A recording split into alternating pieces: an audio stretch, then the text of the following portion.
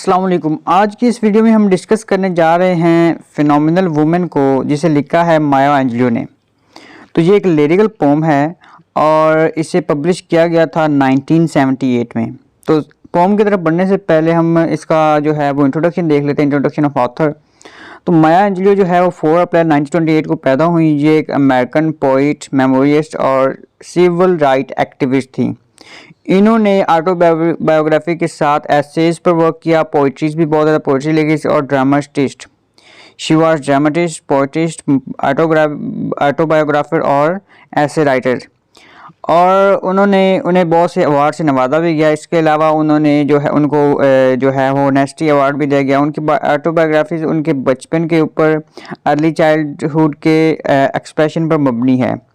उन्होंने बचपन में बहुत सी जो और जॉब हैं, जो वेयर्ड जॉब्स जिन्हें हम कह सकते हैं, वो परफॉर्म की, जैसे कि सेक्स वर्कर, रात के वक्त क्लब में परफॉर्म करना, और जो है जो है पोगे एंड बैट्स के कास्ट मेंबर की भी जॉब उन्होंने की। ये एक एक्टर, डायरेक्टर, राइटर और जो है प्रोड्यूसर भी थी। उनके जो वर्क हैं I know why, the cage bird, science में इन्होंने अपनी ज़ाती ज़िंदगी के बारे में डिस्कस किया है। उन्होंने ब्लैक वुमेन के लिए बहुत काम किया, उनके हक के लिए आवाज़ उठाई। She was the defender of black cultures. उनके वर्क्स को बाकायदा तौर पर स्कूलों और यूनिवर्सिटीज़ में पढ़ाया जाता है। हत्ता कि उनकी जो पब्लिकेशंस हैं जो यूएस ओब्रेयर्स ने बैन करने की कोशिश की थी। उनको ज़्यादातर उनके जो थीम्स हैं वो रेसिज्म्स, फैमिली और ट्रैवल, ये चीज़ें शामिल हैं। उनके अगर हम कुछ मेजर वर्क्स की बात करें जो उनके बहुत ज़्यादा फेमस वर्क थे, तो वो एक लंबी लिस्ट है, लेकिन हम सिर्फ चंद एक को डिस्कस करेंगे। तो जो आज हम डिस्कस करने जा रहे हैं, जैसे कि फिनोमिनल वुमेन, वो भी एक फेमस वर्क है। And still I rise, gather together in my name, mom, son and mom, phenomenal women वगैरह शामिल हैं। तो अब हम बढ़ते हैं अपनी पोम की तरफ। तो ये पोम जो है, ये पोम एक लिरिकल पोम है जिसे 1978 में पब्लिश किया गया था। और ये अगर हम इसकी समरी की बात करें तो फिनोमिनल वुमन को इंग्लिश लिटरेचर की बेहतरीन पोम्स में माना जाता है। पोइट्स में इसमें क्या कहते हैं कि फिनोमिनल वुमन की फ्रेज़ को बार बार रिपीट करती है, यानी वो इस फ्रेज़ पर जोर दे रही है कि वो एक फिनोमिनल वुमन है, एक ऐसी वुमन जो इंडिपेंडेंट है। हालांकि वो ज़्यादा क्यूट भी नहीं है और फैशनेबल तो बिल्कुल नहीं है, लेकिन उसे बाकी जो है वुमेन, जो प्रिटी वुमेन जब दिखती हैं तो वो उसे भी खूबसूरती का राज पूछती है। और जब वो बताती है, यानी जो दूसरी वुमेन्स हैं वो उससे उसकी खूबसूरती का राज पूछती हैं, जब वो बताती है कि मेरी खूबसूरती का राज जो है वो सेल्फ एक्सेप्टेंस है, यानी कि वो अपने इस वर्जन के साथ बहुत ज़्यादा कॉन्फिडेंट है। और जो दूसरी वुमेन है वो समझती हैं कि वो झूठ बोल रही है। They think I am telling lies. वो एक फायर है तो उसकी आंखों में पैशन है। उसका चलने का अंदाज ऐसा है कि उससे जो है वो कॉन्फिडेंट झलकता है। उसकी अदाएं बताती हैं और जब वो बात करती है तो उसके जो लिप्स पर मुस्कुराहट होती है। वो एक फिनोमिनल वुमेन है। जब वो किसी के रूम में जाती है तो उसका अंदाज ऐसा होता है कि वहाँ मौजूद तमाम मर्द हज़रात अदब के साथ खड़े हो जाते हैं, अपने घुटनों पर झुक जाते हैं। वो इसके इर्द गिर्द ऐसे फेरते हैं जैसे कि शहद की मक्खियाँ शहद के छत्ते के इर्द गिर्द घूमती हैं। जब वो चलती है तो उसे देखने वाले खुश हो जाते हैं। She has smiling teeth. वो खुद को एक इंडिपेंडेंट वुमेन समझती है और शायद यही वजह है कि वो इस कदर अट्रैक्टिव है। वो खुद को एक फिनोमिनल वुमेन समझती है, एक ऐसी वुमेन जो सूरज की तरह रोशन है। वो कहती है कि उसका सर झुका हुआ कभी नहीं होता। उसे शाउट या जंप या लाउडली बात करने की ज़रूरत नहीं होती, क्योंकि वो अटेंशन नहीं चाहती। उसको ऑलरेडी वो जब वो चलती है तो लोग उसकी तरफ अट्रैक्ट होते हैं, उसकी बात अटेंटिवली सुनते हैं, तो उसको ये सब करने की ज़रूरत नहीं है। वो अटेंशन सीकर नहीं है, लेकिन लोग खुद ब खुद उसे तवज्जो देते हैं, क्योंकि सबकी तवज्जो हमेशा उस पर होती है। जब वो चलती है या काम करती है, जब वो चलती है तो उसकी हील्स की आवाज़ भी उसके कॉन्फिडेंस का हिस्सा है। वो एक मिस्ट्री है, एक ऐसी मिस्ट्री जिसे जिसे समझा नहीं जा सकता, जो किसी की समझ में नहीं आती। उसे देखकर कोई भी महसूस कर सकता है कि उन्हें उसकी ज़रूरत है। इंसान जो है लफ्ज़ों में वो खूबसूरत इसलिए होते हैं क्योंकि वो जिसे भी देखती है वो उसके साथ कंफर्टेबल होता है। ज़्यादा प्यारी और फैशनेबल नहीं है, लेकिन उसमें ख़ुद को कबूल करने की सलाहियत मौजूद है। हत्ता कि जो भी उसे देखता है उस पर जो है वो उसे उस पर प्राउड फील होता है, उसे प्राउड महसूस होता है कि लोग उसे देख रहे हैं और वो कॉन्फिडेंट होती है। तो इसमें बेसिकली यही बताया हुआ है कि वो एक फिनोमिनल वूमन है, वो खुद पर कॉन्फिडेंट, वो जैसी भी है, वो प्यारी नहीं है, वो फैशनेबल नहीं है, लेकिन लोग फिर भी उसकी तरफ अट्रैक्टिव महसूस होते हैं, उसे अटेंशन देते हैं क्योंकि वो अपने आप पे, वो अपनी ब्यूटी पे वो कॉन्फिडेंस है और वो कंफर्टेबल है विद हर ऑन ब्यूटी। सो वो बार बार वही कहती है कि I am phenomenal woman, that's me. अब अगर हम इस पोम का एनालिसिस करें तो फिनोमिनल वुमन एक लिरिकल पोम है जिसमें माया एंजेलियो एक बहुत ही अहम पैगाम देती है कि आप में इम्प्रूवमेंट तब आती है जब आप खुद को कबूल कर लेते हो।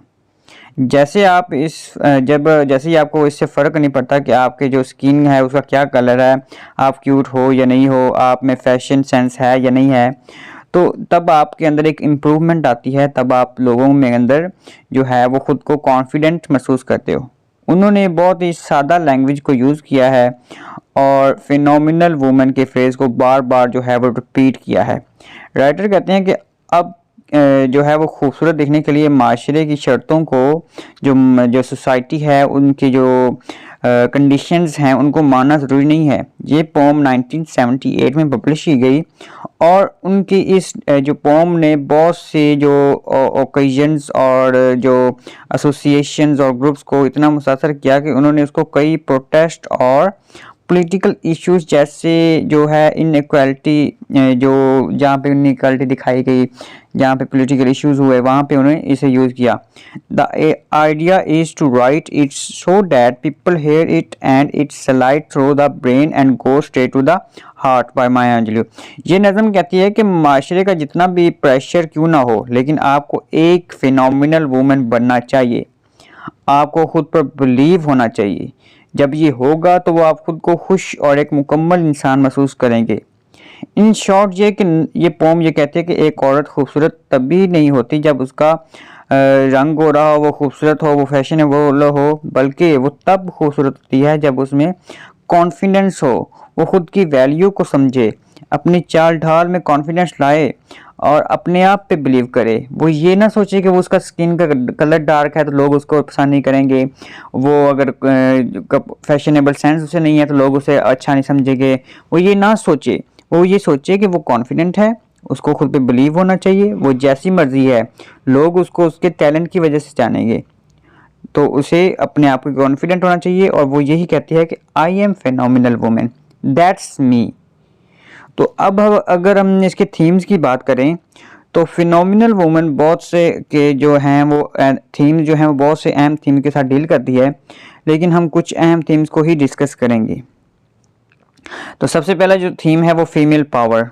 ये पोम एक जो फीमेल पावर को जो है वो एलेबोरेट करती है, डिस्कस करती है। इसमें पोइट्स बहुत ज़्यादा कॉन्फिडेंट है क्योंकि वो खुद को जैसे वो दिखती है कबूल करती है, अपनी इनर ब्यूटी को पहचानती है, उससे फ़र्क नहीं पड़ता कि लोग उसके बारे में क्या सोच रहे हैं। She believes in inner grow. वो जानती है कि ये उनका कॉन्फिडेंस ही है जिसकी वजह से वो सबकी तवज्जो का मरकज़ बन रही है। मर्द तो मर्द, ख़वातीन भी उसकी खूबसूरती की दीवानी है। वो मेल पर्सन, वो मर्द हरास जो हैं उससे ज़्यादा पावरफुल महसूस करती है क्योंकि वो उसको देख के हथियार डाल देते हैं। उसका इंटेलेक्चुअल सेंस भी ज़्यादा है क्योंकि वो दूसरों की इनर खूबसूरती पर फोकस करती है। वो अपनी जैसी ख़वातीन से ज़्यादा पावरफुल है क्योंकि वो किसी से जेलस नहीं होती। तो ये इसका फीमेल पावर थी कि वो बहुत ही स्ट्रॉन्ग है, उसके सामने जो है वो मेल भी जो हैं वो बेबस होते हैं और फीमेल्स भी, क्योंकि फीमेल जो हैं वो एक दूसरे से जेलस होती हैं और वो है जो फिनोमिनल वुमेन है वो किसी से जेलस नहीं होती। उसके बाद जो नेक्स्ट थीम है वो इंडिविजुअलिटी है। राइटर इसमें माशरे के असूलों को नहीं मानती, इसलिए खूबसूरती का जो लेवल है वो और है उसके सामने। वो सोसाइटी के जो कन्वेंशनल स्टैंडर्ड्स के मुताबिक जो है वो नहीं है। उसे इस बात पर फ़ख्र है कि वो एक मिस्ट्री है, वो बहुत ही यूनिक है।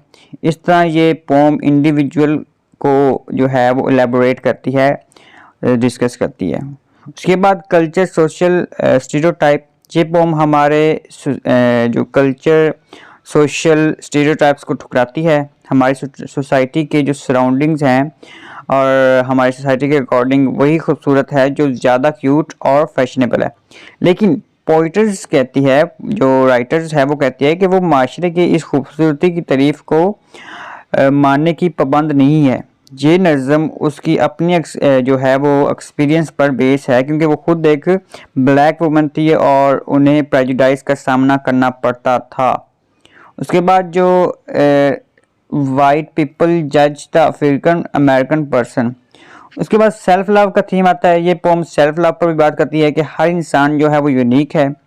इंसान को खुद से मोहब्बत करनी चाहिए, खुद को इम्प्रूव करना चाहिए, खुद को कबूल करना चाहिए। हर रेस का इंसान जो है वो खूबसूरत है, चाहे वो गोरा या काला है। तो इंसान को अपने इनर ब्यूटी की तलाश करना चाहिए, अपने इनर सेल्फ को फाइंड करना चाहिए, क्योंकि हर इंसान के अंदर कुछ यूनिकनेस लाजमी होती है।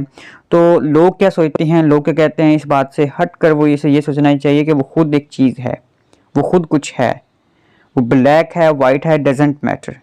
लोग उसके बारे में क्या सोचते हैं, डजेंट मैटर। इनर ब्यूटी को तलाश करो, खुद कॉन्फिडेंट रहो, जो है वो एहसास कमतरी का शिकार होने की ज़रूरत नहीं है।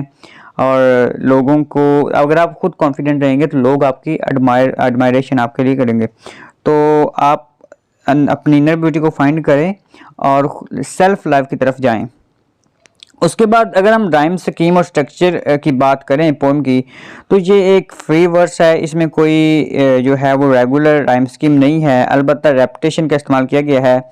जैसे कि इस नज़म के जो टाइटल है, जो कि एक फ्रेज़ है, फिनोमिना विमन, इसको बार बार रिपीट किया गया है। अगर हम इम्पोर्टेंस ऑफ टाइटल की बात करें, जैसे हमने पहले डिस्कस किया कि इस पोम का टाइटल एक फ्रेज़ है और जो राइटर है इस पूरी पोम में बार बार रिपीट करती है। और हमें पता लगता है कि लिटरेचर में जब कोई जो पर्सन, जब ऑब्जेक्ट या वर्ड और फिनोमिना बार बार रिपीट हो तो उसका मतलब है कि वो इम्पोर्टेंट है और कोई मैसेज कन्वे कर रहा है। तो ये टाइटल हमारे माशरे की ट्रेडिशन को जुटलाता है, जो कि कहता है कि औरत का खूबसूरत होने के लिए उसका क्यूट और फैशनेबल होना ज़रूरी है, उसका गोरा होना ज़रूरी है, और उन सब चीज़ों को ये निगलेक्ट करता है। ये सोसाइटी के अपोज है। ये सोसाइटी को नहीं मानता कि औरत का खूबसूरत होने के लिए उसका गोरा या फैशनेबल होना या क्यूट होना ज़रूरी है, बल्कि ये मानता है कि औरत जो है वो अगर कॉन्फिडेंट है, इंडिपेंडेंट है, तो वो खूबसूरत है। तो ये थी आज की हमारी पोम, जिसे लिखा था माया एंजेलो ने। माया एंजेलो जो हैं वो क्या हैं, उन्होंने बहुत सी ऑटोबायोग्राफी लिखी। वो सिविल राइट एक्टिविस्ट थी और वो उन्होंने एसेज पे, पोइट्री पे बहुत ज़्यादा वर्क किया। उन्होंने ये पोम 1978 में पब्लिश की और ये एक लिरिकल पोम है। तो ये थी आज की हमारी पोम, जिसकी हमने समरी, एनालिसिस, थीम्स और title of significant of title, rhyme scheme सबको डिस्कस किया। उम्मीद करता हूँ आपको मेरी ये छोटी सी काविश पसंद आई होगी, जिसमें मैंने फिनोमिनल वुमेन को डिस्कस किया उर्दू में आपके लिए आसानी के लिए। तो उम्मीद करता हूँ आपको मेरी ये वीडियो पसंद आई होगी। अगर पसंद आई है तो शेयर करना मत भूलिएगा। शुक्रिया, अल्लाह हाफिज़।